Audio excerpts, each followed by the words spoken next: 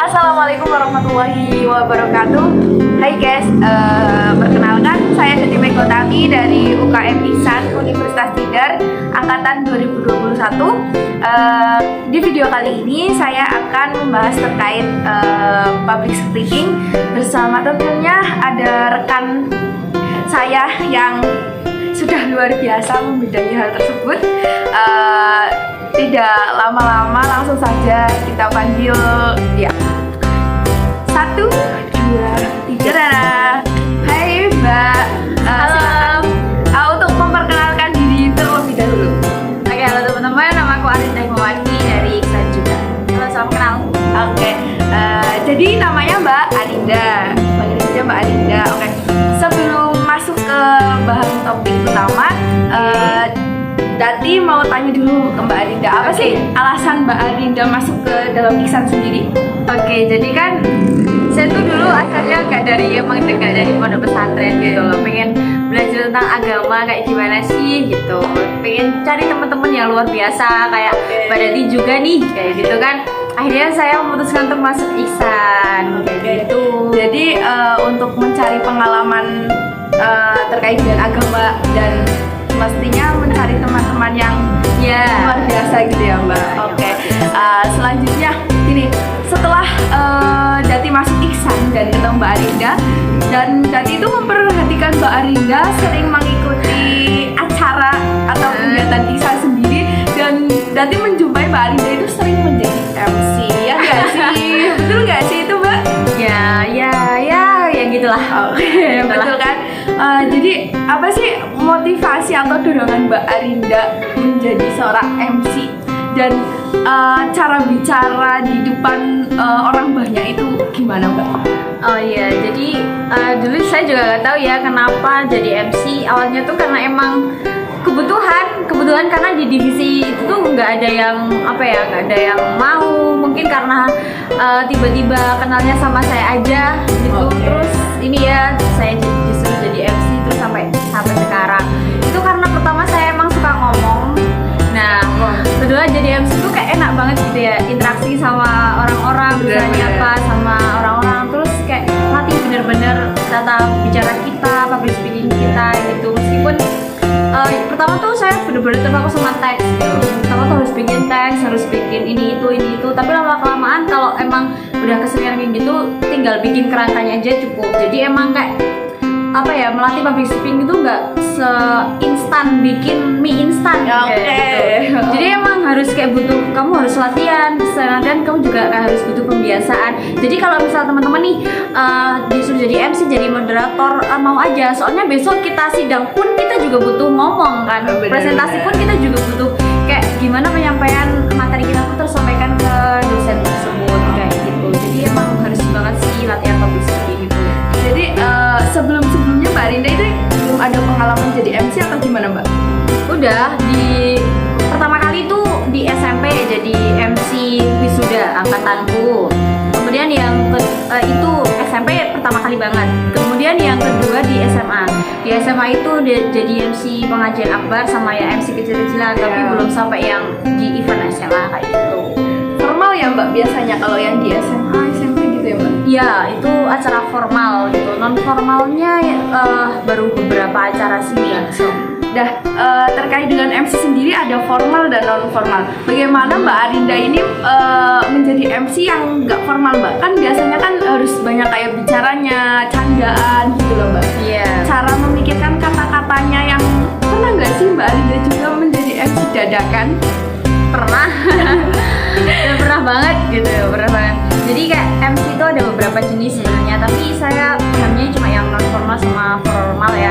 Kalau yang formal itu masuknya nanti ke MC protokoler. Nah, MC protokoler itu ketika nanti waktu salam penghormatan kita yang terhormat siapa itu sangat wajib sekali tahu gelarnya, dan gelarnya itu dibacakan secara lengkap. Misalnya Bapak Daniel Fahmi Riza M.Hum, Magister Humaniora, itu bacanya harus Magister Humaniora bukan M.Hum kayak gitu. Karena MC protokoler itu kalau salah pembacaan itu tuh udah termasuk fatal. Itu kalau bagi yang paham tentang MC ya. Jadi kalau MC protokoler itu benar-benar diperhatikan itunya sama susunan-susunannya, intonasi dan sebagainya. Kalau non formal tuh tetap kayak ada sambutan kayak gitu dan harus benar, tapi nggak seformal yang protokoler. Jadi kayak kita bebas aja main olah kata di situ mau kayak gimana. Nah untuk spontanitasnya tuh emang kayak bener-bener apa ya? Ya kita nggak bisa bikin, tapi kita harus bikin konsep, bener nggak? Jadi kayak nanti aku mau spontanitas kayak gini nggak bisa, karena kita juga harus lihat sikon kan. Benar-benar. Pernah juga kan merasa kayak MC tapi dikacangi ya, Itu yang sering. sakit kan ya? Ya itu sering, tapi emang resiko MC itu kayak gitu gitu. Jadi waktu non formal tuh gimana caranya kita tuh membawa peserta buat komunikasi gitu. Jadi caranya biar gak kehabisan bahan tuh ya kita sering komunikasi sama peserta. Ya gimana caranya biar kita udah ide apa ya, mau apa ya. Yang penting kita bikin apa ya, selucu mungkin, seapa mungkin biar pesertanya itu tetap memperhatikan kita dan gak ngantuk sih. Benar-benar. Oke. Selanjutnya public speaking itu kan maksudnya MC itu termasuk ke dalam public speaking. Nah dalam public speaking itu ada namanya kalau berbicara itu harus menggunakan mimik wajah, tangan. Itu bagaimana Mbak Arinda? Kok bisa sinkron dan pas itu gimana Mbak Arinda? Bagi tips dong buat kita semua yang mau belajar public speaking terutama di MC. Terutama di MC ya. Ini aja sih sering kayak misal ada seminar mengenai MC itu ada tentang itu, silahkan ikuti. Terus silahkan, saya juga suka sering nonton tutorial voice over, bagaimana cara mengolah suara, bagaimana cara intonasi, mimik wajah, itu benar-benar harus diperhatikan ya. Kayak misalkan bagaimana waktu kita tersenyum lebar, saat kita tersenyum sedikit, itu benar-benar kayak ya harus diperhatikan waktu nge-MC ya. Jadi kayak apa ya, sering-sering lihat orang nge-MC gitu, sering-sering lihat apa ya, tanya-tanya sama orang yang udah berpengalaman, itu perlu banget sih buat pembelajaran tentang bisa kita nge-MC-nya kayak gimana. Oke. Nah, pertanyaan terkait dengan MC mungkin sudah ya Mbak. Nah sekarang menurut Mbak Arinda bagaimana sih, seberapa pentingnya public speaking bagi mahasiswa terutama yang ada di Indonesia ini? Penting banget dong, penting banget karena emang nggak bisa kita pungkiri bahwasanya kita presentasi kita butuh ngomong. Iya benar. Kita diskusi kita butuh ngomong. Coba kalau teman-teman introvert gitu, pendiam, kita mau diskusi aja sulit banget ya. Sedangkan besok di dunia pekerjaan pasti ada yang namanya interview. Nah kalau kita nggak bisa kita nggak latihan public speaking dari sekarang, besok interviewnya gimana? Misalkan kamu ditanya, pengalaman kamu apa? Saya coba dijawab kayak gini, saya pengalamannya di universitas masuk Financial Tidar.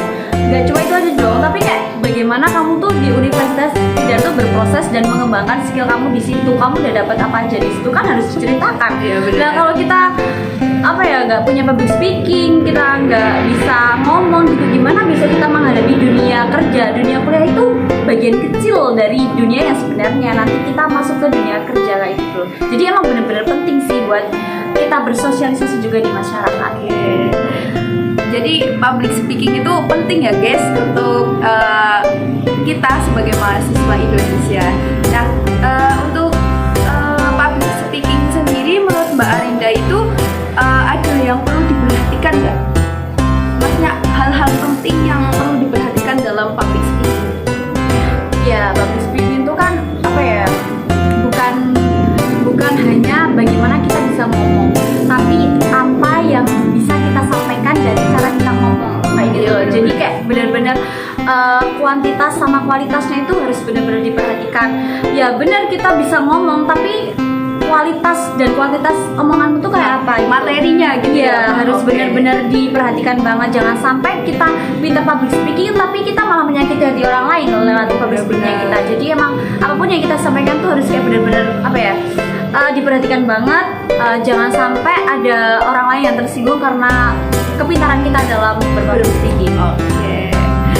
Oke, seperti itu terlebih dahulu ya untuk video kali ini. Jadi bisa disimpulkan bahwa public speaking itu penting, sangat penting bagi mahasiswa, dan yang perlu diperhatikan dalam public speaking itu materi yang disampaikan kepada audiens, yang materinya itu tidak melukai audiens atau orang lain. seperti berkata itu berpikir terlebih dahulu gitu ya Mbak. Iya. Oke. Untuk video kali ini sampai di sini dulu ya. Terima kasih Mbak Arinda, saya ucapkan terima kasih Sama-sama. sudah membantu saya dalam mengerjakan tugas tentang public speaking. Oke. Oke.